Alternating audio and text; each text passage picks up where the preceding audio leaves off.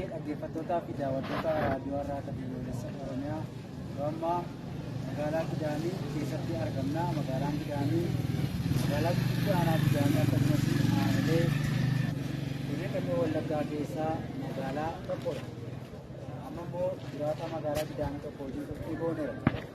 Waanni mootummaa fi uummata tokko ga'ee naannoo irraa gadhiisanii waraanni bilisummaa Oromoo naannoo irraa ari'ee jedhu laachisee wanni kun dhugaa moo dhugaa miti waan jiru deemnee hubannee jirra.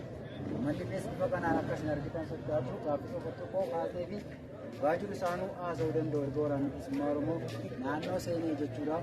Biyyee jiraata magaalaa Gidaamii akkam jirtu naguma.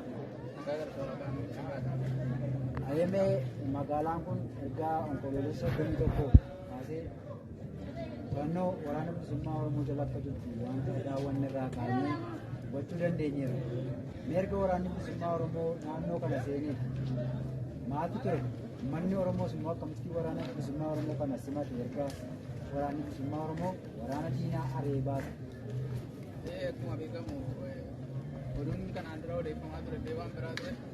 Waraana Oboon yeroo adaalatti ilaalaa ture baay'ee akkuma isaan odeessaa turan hamaa wayii fakkaataa ture. Egaa dhufee naannoo keenya galee aanaa keenya eega to'atee booddee jireenya bareedaa irra jira. Uummanni naannoo keenya baay'ee fooyya'aa kan ta'e irra jira. Namni akkuma oduun odeeffamaa jiru namni buqqa'ee hin jiru. Kaabineen naannoo kana ture illee maatii isaa akka inni deebi'ee mana isaatti deebi'amu jedhamee qajeelfamni kennamaa jira. Akkuma kana naannoon keenya baay'ee haala bareedaa fi bilisummaa gaarii irra jira. Amma yeroo ammaa kanatti bilisummaa baay'ee bareedaa irra jira. Akka yeroo sana odeeffame ta'uu dhiisee namni baay'een illee duruma waraanni Oboo akkasii kan jedhamu jira. Waraanni Oboos nama yartuu fakkeeffamaa ture jalqaba. Nama baay'ee yartuu fakkeeffamaa ture. Dhugaadha namni biyya kanaas amanee hin beeku ture. Namni biyya kanaa amanee hin beeku ture. Namni biyya kanaa reefuu hubata. Baay'ee waraanni Oboo baay'inaan ni qabu, meeshaan ni qabu illee irraan kan ka'e nageenya